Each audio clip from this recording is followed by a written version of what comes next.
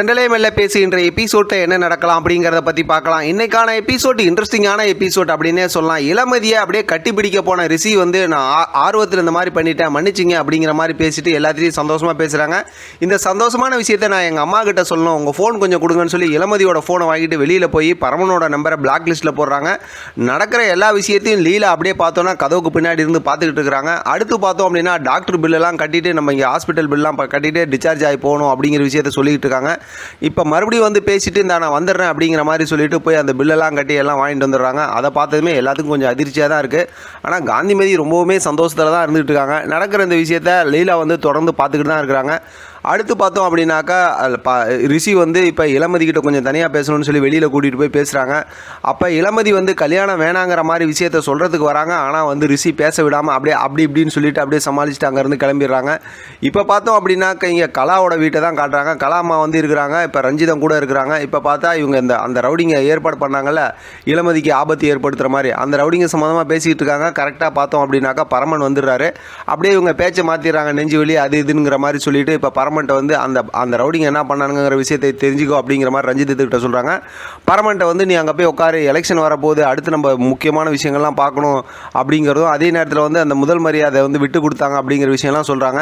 இப்போ இளமதி ஞாபகத்திலே பார்த்தோம் அப்படின்னா பரமன் இருக்காரு. மறுபடியும் பார்த்தோம்னா அப்படி இளமதி வீட்டை தான் காட்டுறாங்க. இப்போ காந்திமதி டிஸ்சார்ஜ் பண்ணி வீட்டுக்கு கூட்டிகிட்டு வந்துட்டாங்க. கூட பார்த்தோம் அப்படின்னா லீலாவும் இருக்காங்க, காயத்ரி இருக்காங்க, அதே நேரத்தில் மைனா அவங்களும் இருக்காங்க. இந்த பக்கத்து பார்த்தோம்னா இளமதியோட அம்மா அப்பா 2 பேருமே இருக்காங்க. இப்போ பார்த்தோம் அப்படின்னா ரிஷியோட வீட்டில் இருக்கவங்கலாம் வந்து பொண்ணு பார்க்கறதுக்கு வரணும், அதான் பூ வைக்கிற ஃபங்க்ஷன் நடத்தணும் அப்படிங்கிற மாதிரி சொல்லியிருந்தாங்களா, அதுக்காண்டி வரணும்னு சொல்லும்போது அது என்ன இன்றைக்கி வந்தால் என்ன நாளைக்கு வந்தால் என்ன வரட்டும், நான் தான் கல்யாணத்துக்கு சம்மதிச்சிட்டேனே அப்படிங்கிற மாதிரி இளமதி சொல்கிறாங்க. அடுத்து அந்த விஷயம்லாம் பேசி முடிச்சதுக்கப்புறம் அவங்க அப்பா கிட்ட வந்து இந்த விஷயத்தை சொல்லி ரொம்ப ஃபீல் பண்ணி எமோஷனலாக பேசுகிறாங்க. அதே போல் பார்த்தோம்னா அவங்க அப்பாவும் வாழ்க்கையில் நல்ல விஷயம் செய்கிறதுக்கும் என்னால் முடிய மாட்டேங்குது, கெட்ட விஷயம் நடக்கும்போது அதை தடுத்து நிறுத்த முடிய மாட்டேங்குது, நான் என்ன பண்ணுறதுன்னு தெரியலையே அப்படிங்கிற மாதிரி சொல்கிறாங்க. இளமதியும் ரொம்ப ஃபீல் பண்ணிக்கிட்டு இருக்காங்க. இப்போ நடக்கிற இந்த விஷயத்தெல்லாம் பார்க்குற, அதாவது இந்த பக்கத்து பார்த்தோங்கன்னா அவங்க லீலாவோட அவங்க பொண்ணு இருக்கலாம் மைனா இருக்காங்கல்ல, அவங்க வந்து என்னம்மா நடக்குது அப்படிங்கிற மாதிரி சொல்லும்போது அதெல்லாம் உனக்கு இப்போ சொன்னால் புரியாது அப்படிங்கிற மாதிரி சொல்லிடுறாங்க.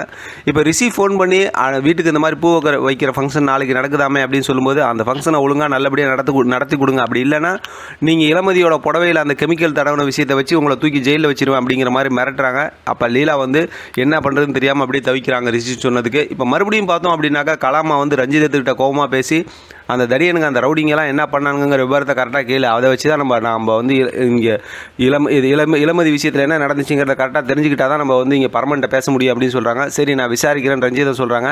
இங்கே மாதுளம்பழம் உரிக்க சொன்னதுனால இப்போ இளமதியை முன்னாடி உட்கார வச்சு பேசிக்கிட்டு இருக்க மாதிரி ஒரு ஞாபகத்திலே பார்த்தோம் அப்படின்னாக்கா பரமன் அந்த வேலையை செஞ்சுக்கிட்டு இருக்காரு. அதோட பார்த்தோம் அப்படின்னாக்க ஸ்டேஷனில் வந்து அந்த பணம் வச்ச விஷயத்தெல்லாம் சொல்லிட்டேன் அப்படின்னு சொன்னாங்க இல்லையா, அதை நினச்சி ஃபீல் பண்ணிகிட்டு இருக்காரு. இன்னொரு பக்கத்து இளமதி வந்து வாழ்க்கை இப்படி ஆகிடுச்சு, நம்ம என்ன பண்ண போகிறோம் அப்படின்னு சொல்லி அவங்க ஒரு பக்கத்து ஃபீல் பண்ணிக்கிட்டு இருக்காங்க. அதோட இன்றைக்கான எபிசோட் ரொம்ப இன்ட்ரெஸ்டிங்காக முடிச்சிருக்காங்க. அடுத்து வர ப்ரோமோ ரொம்ப சூப்பரான ப்ரோமோவாக இருக்க போது பார்க்கலாம் என்ன நடக்குதுன்னு. இதை பற்றின உங்களோட கருத்து கமெண்ட் பாக்ஸில் தெரியப்படுத்துங்க. தொடர்ந்து ஆதரவு கொடுங்க. தேங்க்யூ ஃபார் வாட்சிங்.